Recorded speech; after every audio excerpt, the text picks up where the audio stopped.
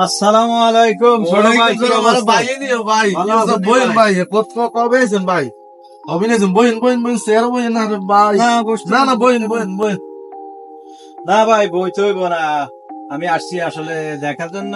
তো আসলে আমার এত কষ্টের টাকা পয়সা দিয়ে তুই ঘর করছস, দোকান ফাট দিছস, এটা দিয়ে আমি অনেক খুশি। কি আপনার টিয়া দিয়ে দোয়ান দিছে কইতে না এসে আপনার টিয়া কষ্ট করি পরিশ্রম করে দোয়ান দিছি বড় ভাই হয়েছেন কি হয়েছে আপনার টিয়া দিয়ে আমি কি দোয়ান দিছি তাই ছোট ভাই, তুই আমার লগে মজা করে আর ধরুন কি মজা করি মানুষ লগে আপনার টিয়া হয়েছে বাড়িতে এলেন আব্বার লগে এইসব বিপদ করেন আজ জীবন শেষ আমি ছোট দিয়ে লাগে আরো চাপ পেন আনে এরা যে বিল্ডিং যে করছি বিল্ডিং এটা সব আর আব্বু হিন্দু জমি এটা দিছে এটা আর আপনি ওই ইয়াতে হিসকের ওই যে বাঙ্গা ঘরে কারণ ভাত খাইতে আগে এই নিয়ে না থাকবেন চুপ কথা লই আইনটা নাম কারে দিছেন কারে খাবাইছেন আপনার দেশ যা হিসাব লন এটাই আর কাছে কইন কইন না আইনটা আছে ওকে দোনতে পারে যান তাই দোনতে না এটা টিয়া দিকে নিয়েছে যান বহুত কষ্ট দিছে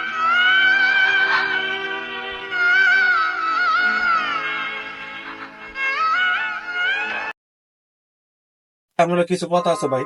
কি কথা ভাই?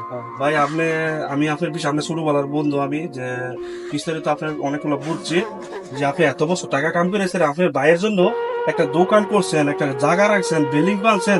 আজকে সেই ভাই আপনার এত কষ্ট করে কথা কইছে ভাই, এগুলো আপনার সমস্যা নেবেন না। আমি তখন আপনার হাইকোর্টে যাবো, যখন চেয়ারম্যান নিয়ে বিচার যাবো, আপনার টেনশন করে নেবেন ভাই, তুমি আমার ছোটবেলার বন্ধু, তুমি আমার আরে না সমস্যা না। আপনি আসলে ভাই আমি আছি ছোটবেলা বন্ধু, আমি চাই সৎ পথে আপনি টাকা কাম করছেন, সৎ জিনিসটা যেন আপনি বুঝা নিতে পারি, এটা আমি অনেক খুশি হব ভাই।